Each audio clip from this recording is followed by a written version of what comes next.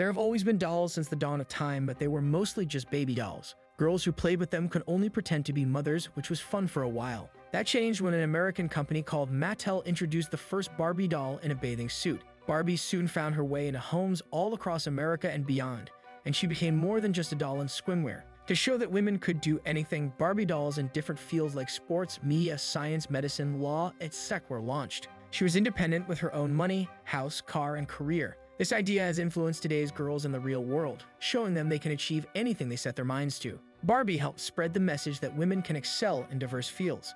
Thanks to Barbie, all problems of feminism and equal rights have been solved. At least, that is what the Barbies think. With their mission successfully achieved in the real world, the Barbies, including our stereotypical Barbie and fellow dolls, live happily in Barbie land. This magical place is a matriarchal society, home to various types of Barbies, Kens, and even some discontinued models. Unlike others, these discontinued dolls, including pregnant Midge, Skipper, and Alan, don't live in luxurious houses like Barbie. Instead, they are treated as outsiders who only have a mini hut. While the Kens enjoy their days at the beach, treating it like their job, the Barbies hold important positions like doctors, lawyers, and politicians. Beach Ken, though, finds his happiness in being close to Barbie and hopes for a deeper connection with her. But Barbie, preferring other activities and her female friendships, doesn't reciprocate his feelings. Every day, stereotypical Barbie starts her morning by greeting her neighbors, fellow Barbies, and her Barbie house. She doesn't need water for her shower in Barbie land, and with a twirl, her attire changes magically. After getting dressed, she heads to the dining table, where her breakfast appears warm and ready even though she doesn't eat or drink.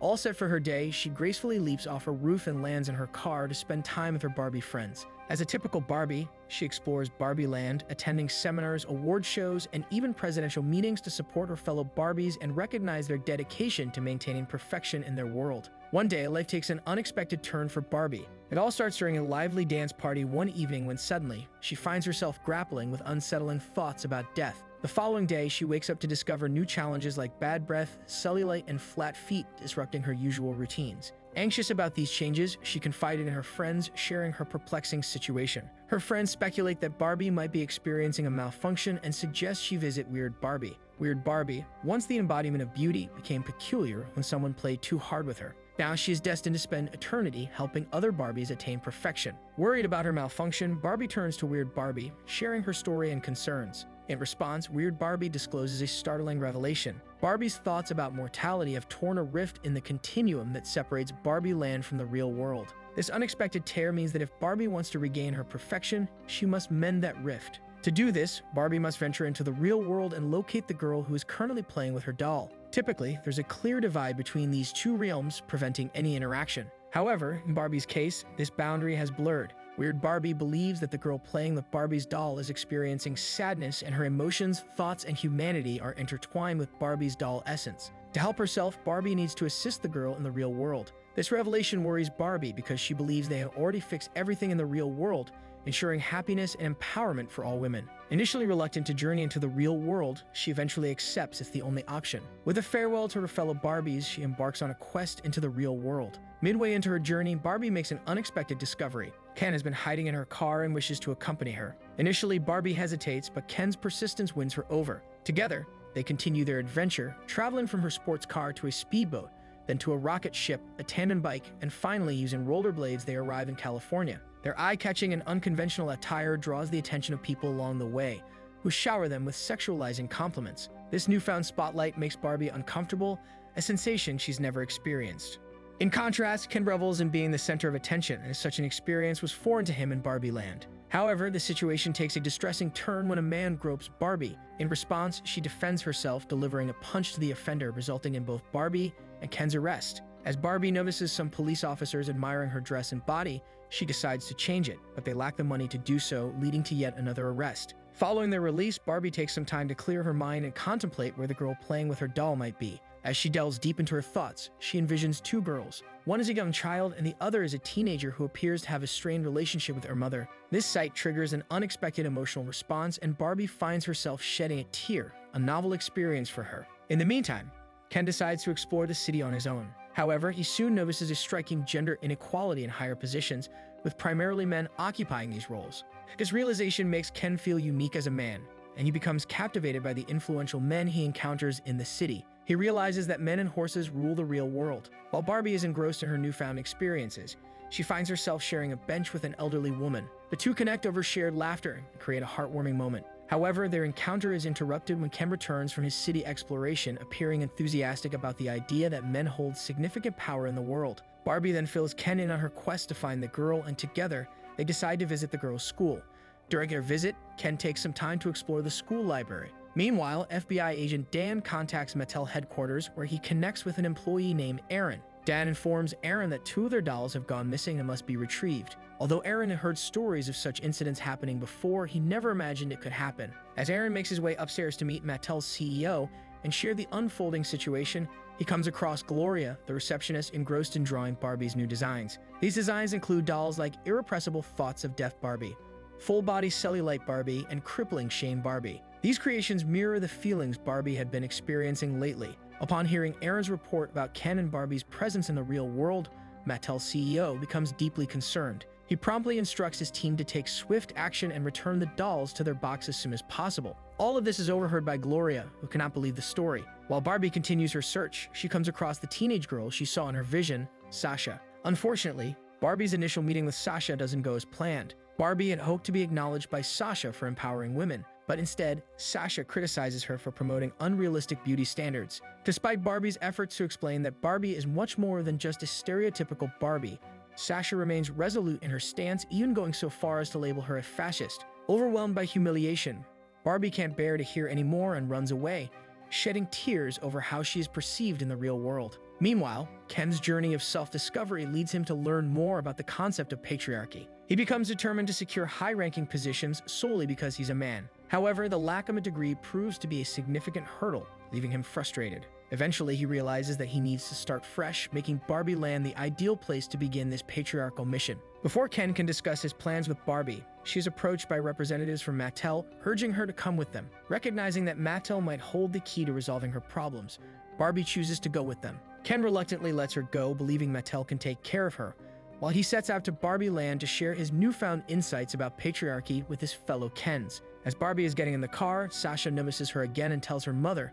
who turns out to be Gloria, about what has been happening. When Sasha tells her about Barbie's story, Gloria feels a connection. Meanwhile, Barbie arrives at the company headquarters, where the CEO listens carefully to her concerns. He suggests she get into a big box to return to Barbie Land. But Barbie hesitates at the last moment and decides to run away. While leaving the building, Barbie meets Ruth, an older woman who helps her escape. As Barbie exits the building, Gloria, feeling strongly connected with her, comes to her rescue. In the car, Gloria opens up about her recent emotions. She'd been feeling lonely and down, so she took out the Barbie she used to play with Sasha. However, instead of making her feel better, Barbie brought back memories of happier times with her daughter, making her even sadder. Unable to transform herself into a Barbie, she changed Barbie to resemble herself, with thoughts of mortality and cellulite. Hearing this, Barbie realizes that it's not Sasha who's playing with her, but Gloria, who shares a deep connection with her. Barbie and Gloria instantly connect over their shared memories. To escape from the Mattel CEO and his security, the three decide to journey to Barbie Land. Barbie explains the matriarchal system of Barbie Land to the mother and daughter on their fun and exciting journey back home. Meanwhile, the Mattel CEO, aware of the route to Barbie Land, decides to follow them. Gloria and Sasha are overjoyed to discover that women are in charge of everything in this new world, mirroring what men do in the real world. The fun begins, but Barbie soon notices that Barbie Land has transformed drastically. It's now dominated by Kens, and Barbies are expected to take on submissive roles like compliant girlfriends, cheerleaders, housewives, and maids. The mountain statues that once bore Barbie's face have been replaced by horses. Even Barbie's own house has been taken by Ken,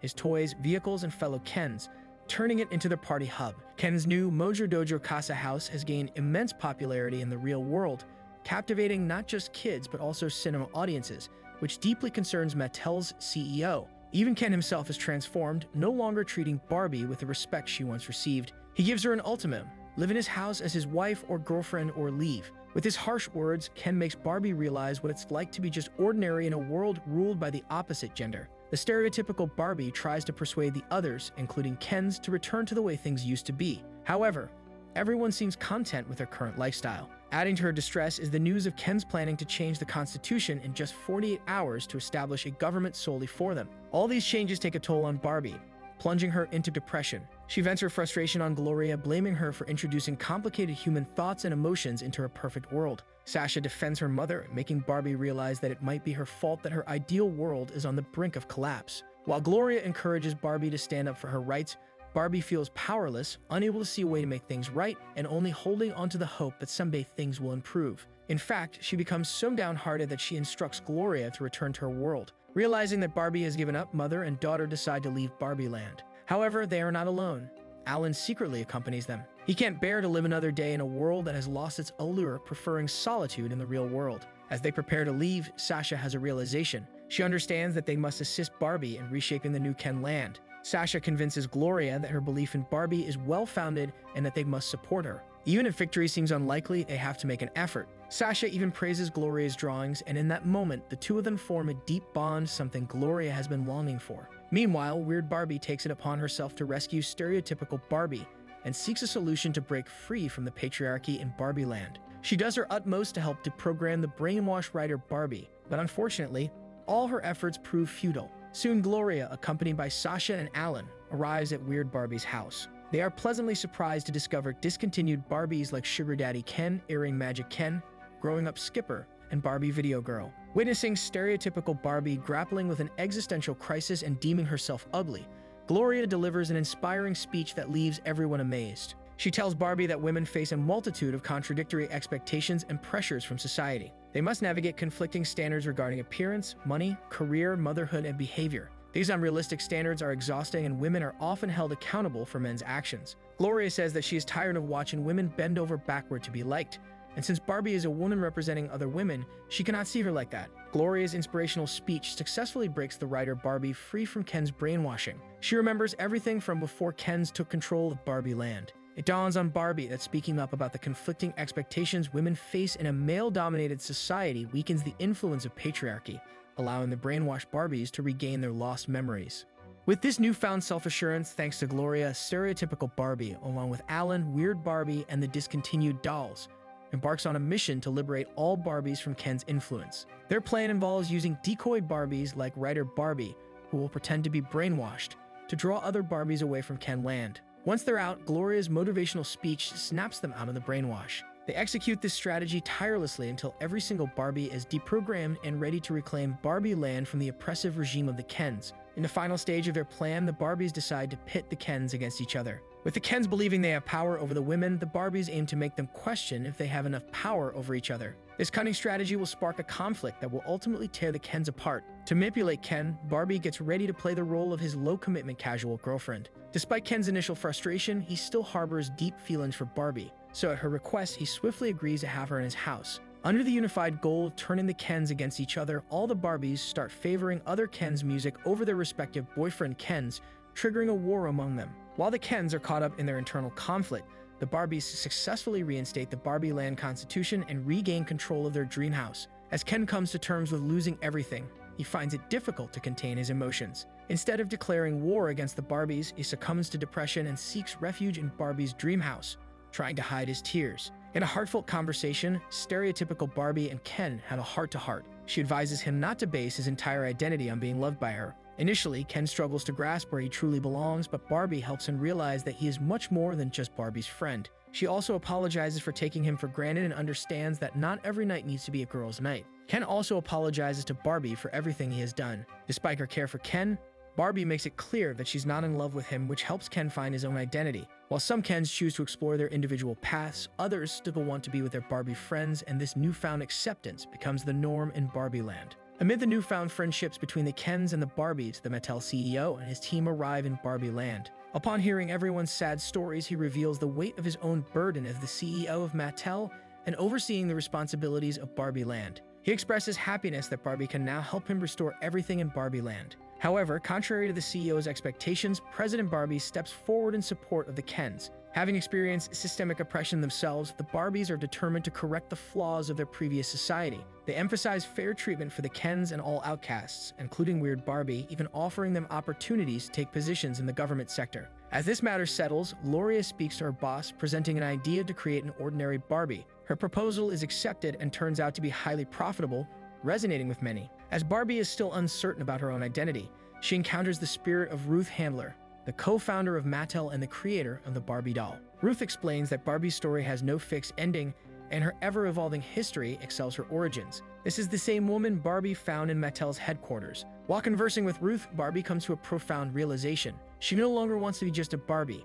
She yearns to be a part of the people who shape meaning and ideas. Following this realization, Barbie leaves behind the pastels and plastics of Barbie Land for the vibrant world of Los Angeles. She adopts the name of Ruth Handler's daughter, Barbara Handler, the namesake after which she was originally named, embracing her new path. As the movie reaches its conclusion, Sasha and her parents accompany Barbie to the gynecologist's office. Barbie's decision to visit the gynecologist signifies her claim of her own sexual and reproductive rights. Her trip to the gynecologist symbolizes her recognition of her independence and health, highlighting the importance of self-care.